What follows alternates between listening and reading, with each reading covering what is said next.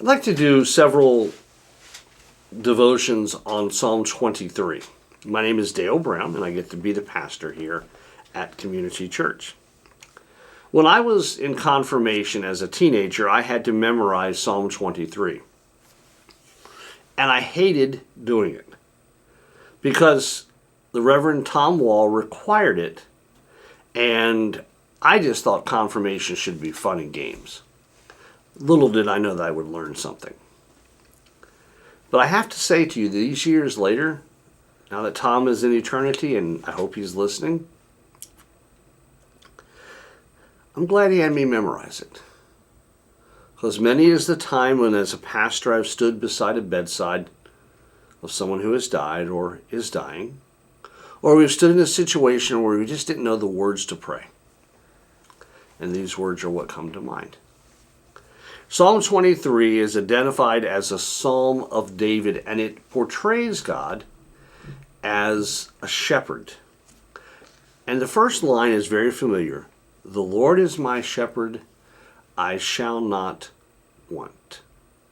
I grew up in Pocomoke City, Maryland, and many, many years ago there was a church called Bethany United Methodist Church. I think it's Bethany Methodist Church, or I'm not sure what it is now, but the building that I knew as a kid has burned. It was the hottest building in the world. No breeze, no fans, nothing. It was stifling hot. But behind the altar rail and behind the pulpit, behind the choir loft, was I thought it was the world's biggest picture of Jesus as the Good Shepherd. And he's standing there, and he has a sheep on his shoulders, and has a sheep in one arm, and all around him in this placid, easy, beautiful scene are sheep. And they are eating and sleeping and doing what sheep do. Everything seems right with the world.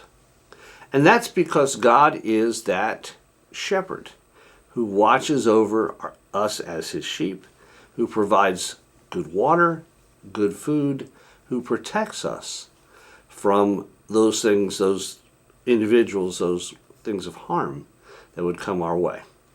Now, the last few words of this first line in the King James and in the New Revised Standard are, I shall not want, meaning that God provides for us everything we need.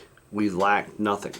And if you look at some of the newer translations, the really new translations, it says, the Lord is my shepherd, I lack nothing. Same meaning, I think. Different wording. Sometimes I have to read something in a newer Bible or in a different Bible to let it really strike me. And what it reminds me of is that I lack nothing because I have God. God is enough. Even if I have nothing else but have God, I lack nothing. It's a great way to think about the day. May God bless you.